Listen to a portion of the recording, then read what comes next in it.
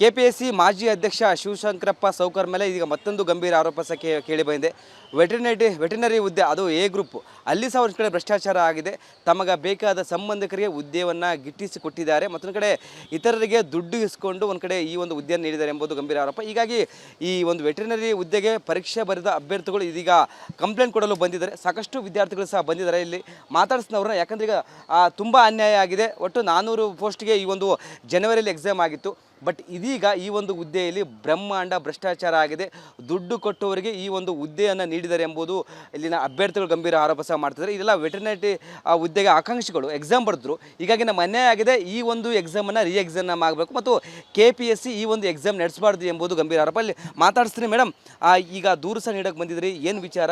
ಈಗ ಮಾಜಿ ಅಧ್ಯಕ್ಷರು ಈ ಒಂದು ವಿಚಾರದಲ್ಲಿ ಕೈವಾಡ ಇದೆ, ತಮಗೆ ಬೇಕಾದ ಸಂಬಂಧಿಕರಿಗೆ ಹುದ್ದೆ ನೀಡಿದರೆ ಎಂಬುದು ಆರೋಪ ಸಹ ಮಾಡ್ತಿದ್ರಿ. ಇದು ನಾನು ಡಾಕ್ಟರ್ ಭಾವನಾ ಅಂತ. KPSC ಇದು ಎಕ್ಸಾಮು ರಿಸಲ್ಟ್ ಈಗ 17th ಬಂದಿದ್ದು. ಫಸ್ಟ್ ಪ್ರೊವಿಷನಲ್ ಲಿಸ್ಟ್ ಬಿಟ್ಟಿದ್ದು. ಆ ಪ್ರೊವಿಷನಲ್ ಲಿಸ್ಟಲ್ಲಿ ಕೆಳಗಡೆ ಕೋರ್ಟ್ ಆರ್ಡರ್ ಬರೋವರೆಗೂ ಫೈನಲ್ ಲಿಸ್ಟ್ ಬಿಡೋಂಗಿಲ್ಲ ಅಂತ ಇದೆ. ಬಟ್ ಹೆಂಗೆ ಬಿಟ್ಟರು ಫೈನಲ್ ಲಿಸ್ಟ್? ಪ್ರೆಷರೈಸ್ ಅಲ್ವಾ? ಹಿಂಗೆ ಇದು ಮಾಡಿಕೊಂಡು ಆರ್ಡರ್ ಕಾಪಿನ ತೊಗೊತಾರೆ. 8 ವರ್ಷ ಆದಮೇಲೆ ಇದು ರಿಕ್ರೂಟ್ಮೆಂಟ್ ಆಗ್ತಾ ಇರೋದು. ಈ ರಿಕ್ರೂಟ್ಮೆಂಟ್ ಆಗ್ತಾ ಇರಬೇಕಾದ್ರೂ ಕೂಡ ಇಷ್ಟೊಂದು ಹಗರಣಗಳು, ಇಷ್ಟೊಂದು ಕರಪ್ಷನ್ನು ಅಂದರೆ ಯಾವ ಥರ ಇದು? 70-80 ಲಕ್ಷಕ್ಕೆ ಒಂದು ಸೀಟು ಬುಕ್ ಆಗುತ್ತೆ ಅಂದರೆ ಎಲ್ಲಿಂದ ತರಬೇಕು? ಪೇರೆಂಟ್ಸು ಕೊಟ್ಟಿದ್ದಾರೆ. ಅದೇನಾಗಿದೆ, ಅವರ ಆಪ್ತ ಕ್ಲೋಸ್ ರಿಲೇಟಿವೇ ಅವ್ರದ್ದೆಲ್ಲ ಡೀಟೇಲ್ಸ್ನ ನಾವು ಈಗ ಫೈಲ್ ಮಾಡ್ತಾ ಇದ್ದೀವಿ. ಅವರು ಕ್ಲೋಸ್ ರಿಲೇಟಿವ್ಸೇ ಟಾಪ್ ರ್ಯಾಂಕಿಂಗಲ್ಲಿದ್ದಾರೆ. ಎಷ್ಟು ಪೋಸ್ಟ್ ಎಕ್ಸಾಮ್ ಆಗಿತ್ತು ಸರ್? ಇದು 400 ಪೋಸ್ಟ್ ಆಗಿತ್ತು. ಬಟ್ ಜನವರಿಲಾಗಿದ್ದು. ಬಟ್ ಈಗ 330ವರೆಗೂ ಲಿಸ್ಟ್ ಆಗಿದೆ. ಇನ್ನು 67 ಸೀಟು ಕ್ವಾಲಿಫೈ ಆಗಲಿಲ್ಲ. ಬ್ರಹ್ಮಾಂಡ ಭ್ರಷ್ಟಾಚಾರ ಆಗಿದೆ ಅಂತ ಆರೋಪ. ಸರ್ ಹೌದು ಸರ್. ಫಸ್ಟ್ ಆಫ್ ಆಲ್ 4 ಪಾಯಿಂಟಲ್ಲಿ ಹೇಳ್ತೀನಿ. ಏನು ಅಂದರೆ, ಇದು ಫಸ್ಟು IFS ಈ UPSC ರಿಸಲ್ಟ್ ಬೈತಲ್ಲ ಸರ್, ಆತ IFS ಬರ್ದಿರೋನೇ ಬರೀ 310, 330 ತೆಗಿತಾರೆ.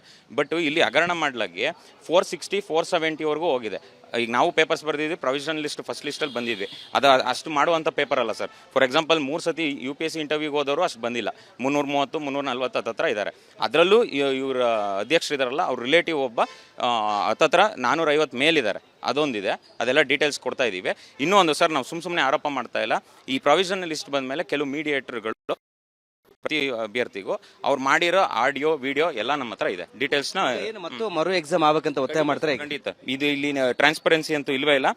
ತುಂಬ ಹತ್ತತ್ರ ಒಂದು ಈಗ ಏನು ನಮ್ಮ 300 ಬಂದಿದೆ, ಅದರಲ್ಲಿ ಹತ್ತತ್ರ 200ವರೆಗೂ ಹಗರಣ ಕಾಣಿಸ್ತಾ ಇದೆ. ಇಲ್ಲಿನ ಅಭ್ಯರ್ಥಿಗಳು, ಪರೀಕ್ಷೆ ಬರೆದ ಅಭ್ಯರ್ಥಿಗಳು, ಇಲ್ಲಿ ಬ್ರಹ್ಮಾಂಡ ಭ್ರಷ್ಟಾಚಾರ ಆಗಿದೆ. KPSC ಮಾಜಿ ಅಧ್ಯಕ್ಷರು ತಮಗೆ ಬೇಕಾದ ರಿಲೇಟಿವ್ರಿಗೆ ಒಂದು ಕಡೆ ಉದ್ಯೋಗವನ್ನು ಕೊಟ್ಟಿದ್ದಾರೆ. ಇಲ್ಲಿ ಮತ್ತು ಆ ಬ್ರೋಕರ್ಗಳ ಹಾವಳಿ ಜಾಸ್ತಿ ಆಗಿದೆ. ಅಮೌಂಟ್ ತಗೊಂಡು ಅವರು ಈ ಒಂದು ಹುದ್ದೆಯನ್ನು ನೀಡಿದ್ದಾರೆ ಎಂಬುದು ಒಂದು ಕಡೆ ಆರೋಪ. ಹೀಗಾಗಿ ವಿಧಾನಸೌಧ ಪೊಲೀಸ್ ಸ್ಟೇಷನ್ಗೆ ಅಭ್ಯರ್ಥಿಗಳು ಕಂಪ್ಲೇಂಟ್ ಕೊಡಲು ಬಂದಿದ್ದಾರೆ. ಕ್ಯಾಮ್ರಾ ಪರ್ಸನ್ ಲೋಹಿತ್ ಜೊತೆ ವೀರೇಶ್, ರಿಪಬ್ಲಿಕ್ ಕನ್ನಡ, ಬೆಂಗಳೂರು.